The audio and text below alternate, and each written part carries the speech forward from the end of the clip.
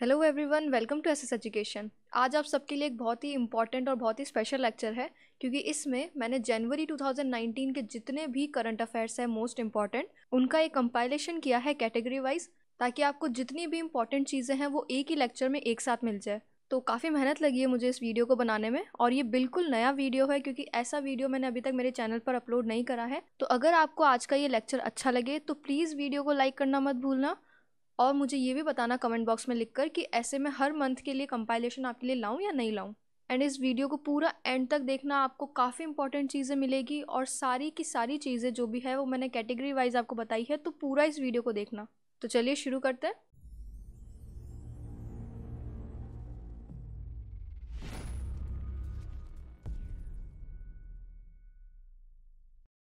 तो हमारी सबसे पहली कैटेगरी है बुक्स एंड ऑथर्स। तो इसमें मैं कुछ इंपॉर्टेंट बुक्स आपको बता देती हूँ। सबसे पहली बुक है अ क्रूसेड अगेंस्ट करप्शन, जिसको लिखा है मनोहर मनोज ने। नेक्स्ट है मलाला यूसुफजई की लिखी हुई बुक, जिसका नाम है we are displaced, my journey and stories from refugee girls around the world. काफ़ी इंपॉर्टेंट है, इसको ध्यान रखना। उसके बाद नमिता गोखले ने एक बुक लिखी है जिसका नाम है थिंग्स टू लीव बिहाइंड। ये बुक इंपॉर्टेंट इसलिए क्योंकि इसको सुशीला देवी लिटरेचर अवार्ड भी मिला है अभी, तो ये भी आपको ध्यान रखना है कि कौन सी बुक को सुशीला देवी लिटरेचर अवार्ड मिला है। वो है things to leave behind by Namita Gokhale. Next है universal brotherhood through yoga.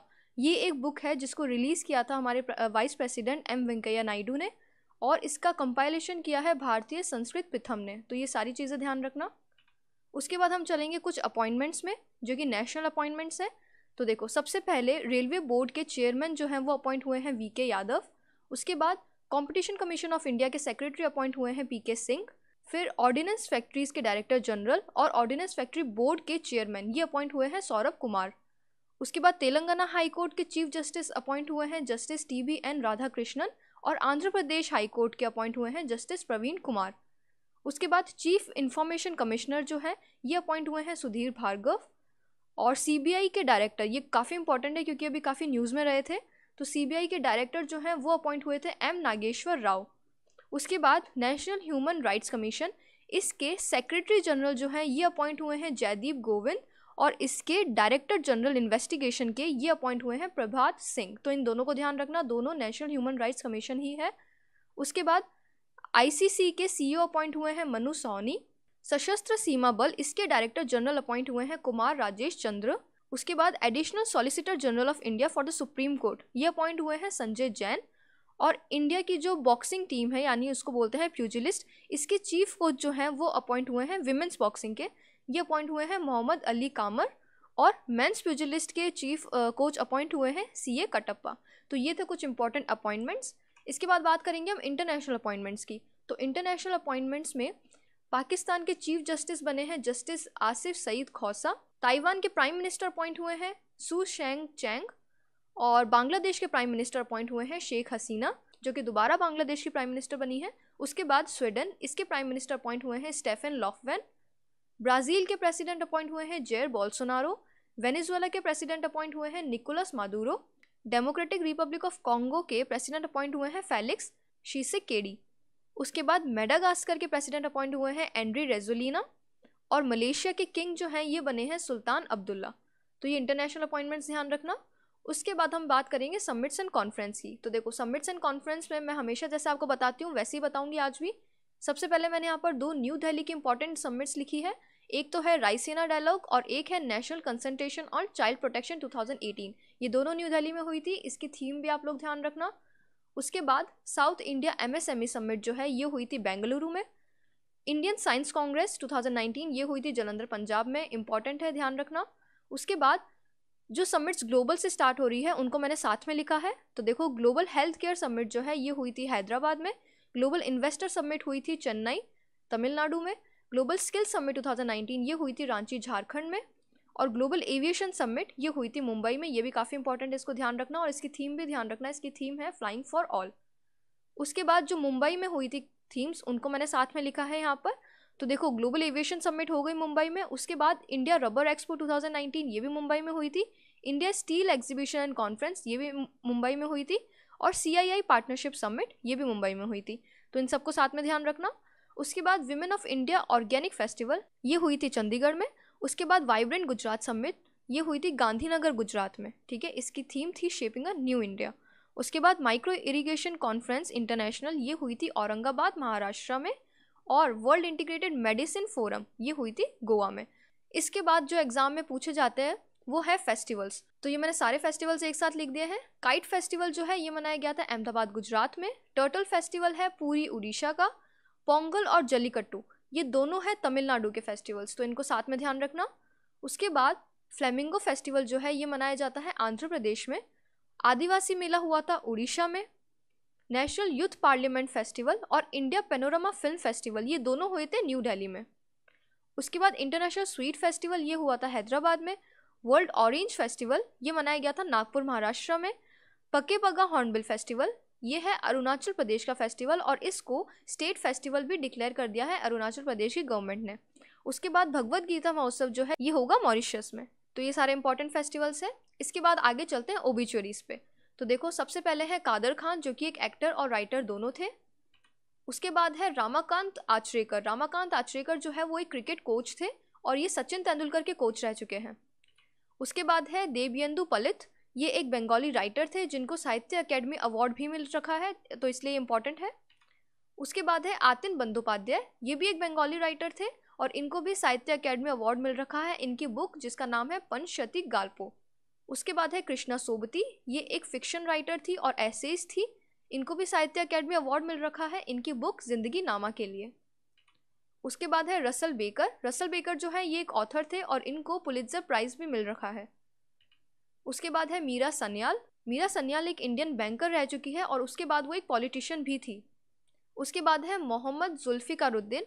Mohammad जुल्फिकारुद्दीन जो है ये फॉर्मर इंडियन फुटबॉलर है, तो ये इंडियन फुटबॉल टीम से खेलते थे, तो ये इंपॉर्टेंट है। नेक्स्ट है राजवीर सिंह भोला। राजवीर सिंह भोला जो है वो फॉर्मर इंडियन हॉकी प्लेयर हैं, तो इनका भी अभी निधन हो गया है। नेक्स्ट है सर माइकल अतैया। सर माइकल अतैया जो है ये एक ब्रिटिश मैथमेटिशियन थे जिनको फील्ड्स मेडल और एबल प्राइज दोनों मिल रखा है। उसके बाद है मैरी ओलिवर। मैरी ओलिवर एक अमेरिकन पोइट थी, इनको नेशनल बुक अवार्ड और पुलित्जर प्राइज भी मिल रखा है। उसके बाद है माइकल लिग्रैंड, ये एक फ्रेंच म्यूजिक कंपोजर थे। फिर है लेनिन राजेंद्रन, ये एक मलयालम के डायरेक्टर और स्क्रीन राइटर रह चुके थे। उसके बाद है जॉर्ज फर्नांडिस, ये इंडिया के डिफेंस मिनिस्टर रह चुके हैं, तो ये काफ़ी इंपॉर्टेंट है, इनका भी निधन हो गया है। फिर है भानु प्रकाश सिंह, ये एक पॉलिटिशियन थे और गोवा के एक्स गवर्नर रह चुके हैं। उसके बाद है मसाजो नोनाका, ये वर्ल्ड्स ओल्डेस्ट मैन थे, इनकी एज थी 113 ईयर्स और ये जापान से बिलोंग करते थे, इनका भी निधन हो गया है। उसके बाद हम बात करेंगे स्टेट्स की न्यूज़ की। तो स्टेट्स को मैंने इनकी स्टेट वाइज जितनी भी न्यूज़ है उनको अलग अलग कर दिया है, तो इसलिए आप स्टेट वाइज सारी न्यूज़ याद रखो। सबसे पहले हम बात करेंगे उड़ीसा की। तो देखो उड़ीसा की काफ़ी न्यूज़ है। एक तो उड़ीसा की गवर्नमेंट ने लॉन्च किया था जीवन संपर्क प्रोजेक्ट।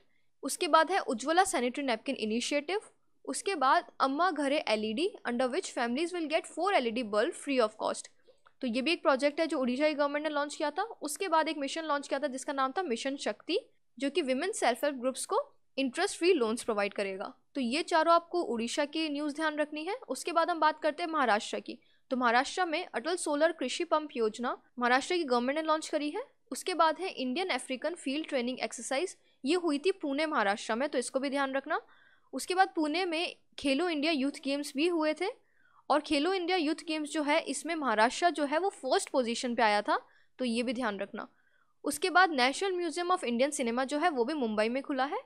इसके बाद हम बात करेंगे केरला की। तो केरला में इंडियाज़ लार्जेस्ट स्टार्टअप इकोसिस्टम जो है वो कोची केरला में खुला है। उसके बाद सबरीमाला टेम्पल के प्रोटेस्ट में यहाँ पर विमेन ने एक 620 किलोमीटर की लॉन्ग विमेन वॉल बनाई थी और ये कहाँ बनाई थी? केरला में। उसके बाद हम बात करते हैं सिक्किम की। तो सिक्किम की गवर्नमेंट ने 1 फैमिली 1 जॉब स्कीम लॉन्च करी थी। उसके बाद जो स्वदेश दर्शन प्रोजेक्ट है वो हुआ था गैंगटॉक सिक्किम में। फिर है first Indian state to roll out universal basic income and implement the scheme by 2022। तो यूनिवर्सल बेसिक इनकम जो है वो सबसे पहले सिक्किम रोल आउट करेगा। कब करेगा? 2022 में। उसके बाद गुजरात की न्यूज़ है। गुजरात फर्स्ट स्टेट है to implement 10% quota for economically weaker section. उसके बाद जो डॉक्टर विक्रम साराभाई का स्टैचू है वो भी गुजरात में ही अनवील हुआ है और कहाँ हुआ है? अहमदाबाद में। उसके बाद सरदार वल्लभ भाई Patel institute of medical science and research जो है वो भी अहमदाबाद में खुला है। फिर आंध्र प्रदेश की न्यूज़ की बात करते हैं। आंध्र प्रदेश ने टॉप किया है सिंगापुर की ACI ease of doing business index में। और आंध्र प्रदेश जो है वो 10% रिजर्वेशन कोटा जो है EWS कैटेगरी का, उसमें से 5% देगा कापू कम्युनिटी को। उसके बाद बात करते हैं तमिलनाडु की। तो तमिलनाडु जो है वो स्वस्थ भारत यात्रा जो अवार्ड्स हुए थे उसमें बेस्ट स्टेट ओवरऑल का अवार्ड तमिलनाडु ने जीता है, और तमिलनाडु में इस स्टेट का पहला एम्स खुलेगा। नेक्स्ट हम बात करेंगे गोवा की। तो गोवा में अटल सेतु ब्रिज अभी नया बना है, और कहाँ बना है वो? गोवा में मंडोवी रिवर के ऊपर। उसके बाद इंडिया का पहला ज्योग्राफिकल इंडिकेशन स्टोर जो है वो देबोलिम इंटरनेशनल एयरपोर्ट में खुलेगा। कहाँ पर? गोवा के अंदर। तो ध्यान रखना, देबोलिम इंटरनेशनल एयरपोर्ट गोवा के अंदर है। उसके बाद हम बात करेंगे अरुणाचल प्रदेश की। तो अरुणाचल प्रदेश में एक डीफो ब्रिज बना था और एक 300 metre single lane steel cable suspension bridge बना था, जिसको हम ब्योरंग ब्रिज भी बोलते हैं, और ये कहाँ बना था? सियांग रिवर के ऊपर। उसके बाद वेस्ट बंगाल में एक स्कीम लॉन्च हुई थी जिसका नाम है कृषि कृषक बंधु स्कीम, और ये पहली स्टेट है जिसने आयुष्मान भारत प्रधानमंत्री जन आरोग्य योजना में से क्विट किया था। हरियाणा की बात करेंगे यहाँ पर। तो हरियाणा की 2 न्यूज़ है। पहली है कि हरियाणा ने वहाँ के स्टूडेंट्स को शौर्य अवार्ड दिया है, और हरियाणा की जो टीम है वो बेस्ट टीम बनी थी at women's national boxing championship. उसके बाद कर्नाटका में उन्नति प्रोग्राम जो है इसका फर्स्ट बैच लॉन्च हुआ था, और उन्नति प्रोग्राम जो है वो इसरो का प्रोग्राम है, ठीक है। और कर्नाटका में कहाँ पर हुआ था? ये बेंगलुरु में। उसके बाद मध्य प्रदेश गवर्नमेंट ने एक योजना लॉन्च करी है जिसका नाम है जय किसान ऋण मुक्ति योजना, जो कि फार्मर की लोन वेवर स्कीम है। उत्तर प्रदेश गवर्नमेंट ने गंगा जल प्रोजेक्ट जो है उसको लॉन्च किया है, और कहाँ लॉन्च किया है? आगरा में। तेलंगाना की गवर्नमेंट ने एक टाइगर प्रोटेक्शन फोर्स जो है उसको लॉन्च किया है, ताकि जो वहाँ के अमराबाद और कवल टाइगर रिजर्व्स है वहाँ पर टाइगर पॉपुलेशन को प्रोटेक्ट किया जा सके। उसके बाद बिहार जो है वो टॉप स्टेट बनी है in terms of gross state domestic product as per a report published by CRISIL.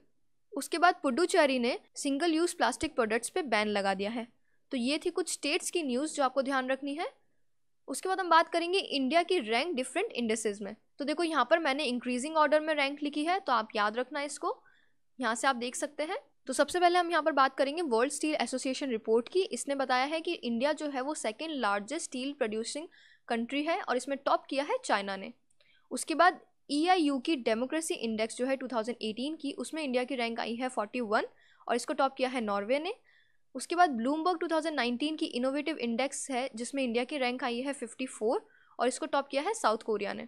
उसके बाद ग्लोबल करप्शन इंडेक्स में इंडिया की रैंक आई है 78, इसको टॉप किया है डेनमार्क ने। हेनली पासपोर्ट इंडेक्स में इंडिया की रैंक इंप्रूव हो गई है और अब हो गई है 79, और इसको टॉप फिर से किया है जापान ने।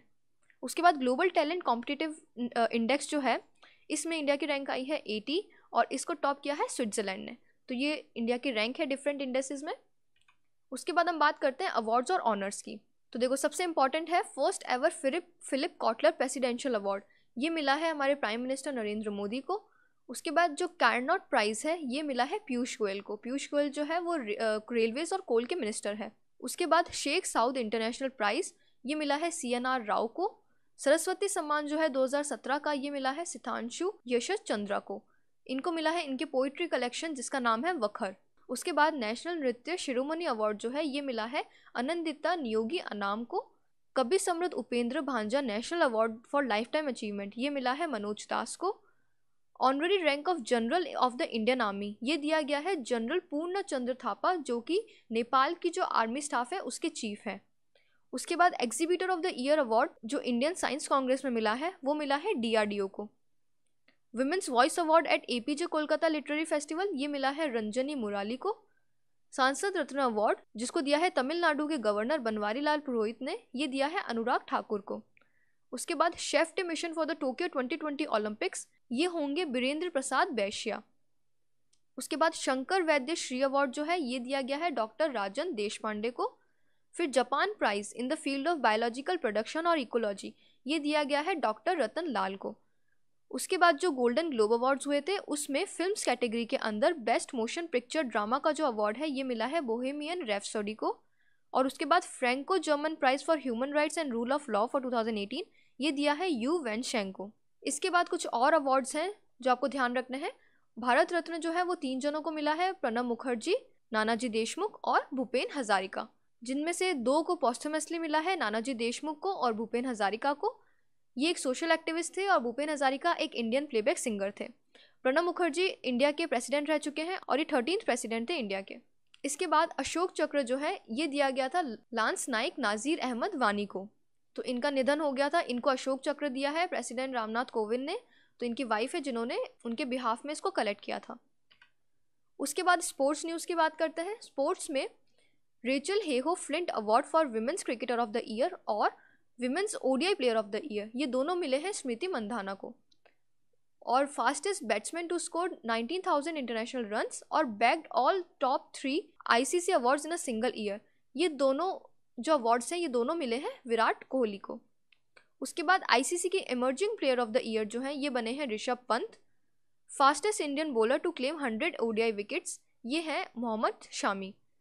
उसके बाद most capped player in the history of Ranji trophy ये है वसीम जाफर। और record of the highest wicket taker in a Ranji trophy season ये है आशुतोष अमान का रिकॉर्ड। उसके बाद men singles title Brisbane international जो टेनिस टूर्नामेंट हुआ है उसमें जीता है के निशिकोरी ने। First Indian athlete to be nominated for Laureus world comeback of the year award ये है विनेश फोगट, तो ये काफ़ी इंपॉर्टेंट है। उसके बाद ऑस्ट्रेलियंस ओपन जो हुए थे इसमें मेन सिंगल्स टाइटल जीता है नोवाक जोकोविक ने और विमेन सिंगल्स टाइटल जीता है नाओमी ओसाका ने। उसके बाद इंडोनेशिया मास्टर्स टाइटल जो है 2019 का ये जीता है साइना नेहवाल ने। तो ये स्पोर्ट्स न्यूज़ हो गई है। इसके बाद डेज एंड थीम्स हम यहाँ पर देखते हैं। तो डेज में जो इंपॉर्टेंट डेज है मैंने यहाँ पर वही लिखे हैं थीम्स के साथ, तो इनको आप ध्यान रखना। 1 जनवरी मनाया जाता है ग्लोबल फैमिली डे, इसकी थीम थी 1 डे इन पीस। 4 जनवरी जो है वो मनाया जाता है वर्ल्ड ब्रेल डे। 9 जनवरी मनाया जाता है भारतीय प्रवासी दिवस और नॉन रेसिडेंट डे, इसकी थीम थी role of Indian diaspora in building new India. उसके बाद 10 जनवरी मनाया जाता है वर्ल्ड हिंदी डे। 12 जनवरी मनाया जाता है नेशनल यूथ डे और 15 जनवरी जो है ये मनाया जाता है इंडियन आर्मी डे।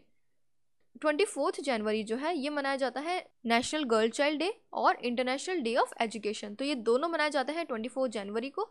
और नेशनल गर्ल चाइल्ड डे जो है इसकी थीम थी empowering girls for a brighter tomorrow. 25 जनवरी जो है ये मनाया जाता है नेशनल वोटर्स डे और नेशनल टूरिज्म डे, और नेशनल वोटर्स डे की थीम थी no voter to be left behind. 26 जनवरी आपको पता ही है रिपब्लिक डे मनाया जाता है, लेकिन इसकी थीम जो है वो काफ़ी लोगों को पता नहीं होती, तो इसकी थीम है गांधी। 2019 की रिपब्लिक डे की थीम थी गांधी। और 26 जनवरी को एक और डे मनाया जाता है, वो है इंटरनेशनल कस्टम्स डे। उसके बाद 28 जनवरी जो है ये मनाया जाता है डेटा प्राइवेसी डे, और इसकी थीम थी respecting privacy, safeguarding data and enabling trust. उसके बाद 30 जनवरी बच गया, तो 30 जनवरी को मनाया जाता है नेशनल मार्टियर्स डे या फिर जिसको हम बोलते हैं शहीद दिवस। और एक और डे मनाया जाता है वो है world leprosy day. World leprosy day जो है इसकी थीम थी ending discrimination, stigma and prejudice. अब देखो यहाँ पर एक कन्फ्यूजन है जो ज़्यादातर लोगों को होता है, वो ये है कि उनको लगता है कि वर्ल्ड लेप्रेसी डे जो है वो 27 जनवरी को मनाया जाता है। देखो वर्ल्ड लेप्रेसी डे जो वह है वो जनवरी के लास्ट संडे को मनाया जाता है हमेशा, ठीक है। लास्ट संडे जो था इस बार का जनवरी का वो 27 जनवरी को ही था, लेकिन वर्ल्ड लेप्रेसी डे इंडिया के अंदर हमेशा 30 जनवरी को मनता है। तो ये चीज़ आप ध्यान रखो कि इंडिया के अंदर हमेशा वर्ल्ड लेप्रेसी डे 30 जनवरी को मनाया जाता है, ताकि वो नेशनल मार्टियर्स डे के साथ कोलाइड कर सके, ठीक है। तो इसमें आप कंफ्यूज मत हो। वैसे वर्ल्ड लेप्रेसी डे हर जगह वर्ल्ड में लास्ट संडे को मनाते हैं जनवरी के, लेकिन इंडिया में मनाया जाता है 30 जनवरी को।